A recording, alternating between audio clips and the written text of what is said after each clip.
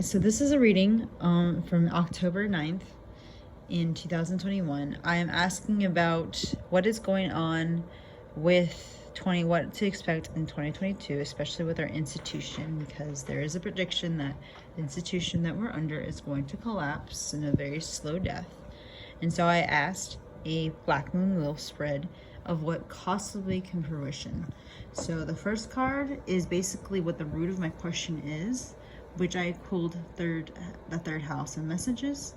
The second card is dealing with what's obvious right now, what I see right now to answer my question, which is the part of fortune and increase. And then what is being purposely hidden from me and what I don't see, which is Pluto and transformation. And then finally, what is my course of action that I must do? What are my strengths? What can I rely on? Which I got the void, of course, moon missing. And then what is the current energies telling me what might happen? Now, this is what it's telling me now, not actually what's happening, but what could be happening now. I got the sixth house in routine. Now, the third house I got, I'm trying to remember now. Okay, let me look it up because I don't even have so I'm gonna go with 27 real quick. It is, the tarot card is 3 of Pentacles, the part of fortune, which is at 45. Let me look it up real quick. It is 10 of Pentacles. And so 3 of Pentacles, 10 of Pentacles, and then I think this is 6 of Wands. Let me make sure though, because I'm really bad at memorizing this stuff. I should memorize it because then I won't have to keep looking it up. Yep, actually, 6 of Swords. Excuse me. And then 52, I think, is the last card I have right here. It is 8 of Cups. And finally, 30. And let's see. Sorry, something stuck in my throat. Sorry, I'm like looking for it. It's like I should have just wrote this down. I didn't. It is 7 of Pentacles.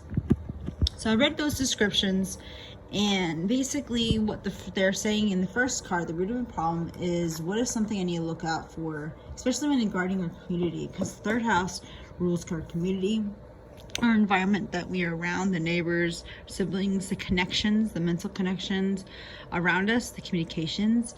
And the root of our problem is, because my root is asking what is going to happen to our institution, the root of it is what is actually going to happen to our communities as a whole, because they're going to be vastly affected by the falling of a horrible or of a bad institution. Now, the second card is what I was hoping for. This is my hope, basically, what I think is obvious. So, my husband and I are involved with stocks, and Bond has like this high feeling that loss will happen in the next few years, next year possibly, and we're gonna need a lot of money. So this is kind of like saying that something good is gonna happen in the end of this all, something that might benefit us. That's just what I'm feeling that it's telling me. But what is being purposely hidden is that the institution itself is going through a transformation. Now, will America collapse? I doubt it, but I feel like there's going to be a major change that will be forced upon the institution itself that will be very painful to see happen. And maybe this might not happen because of that right now, but I think once we do transform for the better, then we will see the outcome of this. That's what I'm thinking it's telling me. However, what I can do now, what are my strengths in dealing with this? Right now, I got a void of course moon. Now, basically, both of those, the 6 of Swords and the description of this, is telling me that don't do anything. Not everything is what it seems. What you think might happen, like this, might not actually happen. I might actually get worse. So for now, don't do anything, because the moon's intuition is asleep right now before she goes to the next sign. 6 of Swords is kind of saying that way. Don't put your all eggs in one basket, because what you think might work out will actually be a detriment in the end. And so right now, meditate if it's really giving anxiety, do things to distract yourself from it, or just deal with the issues that you are not ignoring that might make it worse. So that's pretty much what it's saying. Now, as for the current energies, I got routine, 6th house. Basically, it's telling me that right now the long-term go for it. Just go with that. Right now I'm working on my comic, and I know it's going to take me nearly a decade to get it done because I'm parlaying it, but keep doing what I do. Get my routine down, which I worked really hard to maintain for the most part.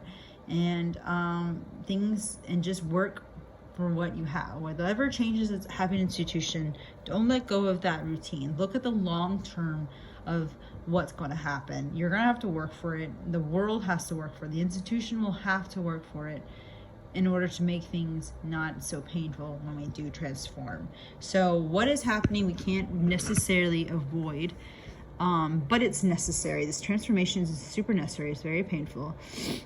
And though I think there's a good fruition to it, there's some goodness into it, in order to get this, the good luck in it, we must go through all these systems right here. And that is the message, is what I feel the card and what the root of what I'm asking is. For my Mercury itself, because my pressed Mercury is in Aries right now, I want changes now. No, I need to calm down with that. Look into third house. What is going on in my third house? Right now I'm a Taurus rising and progressed.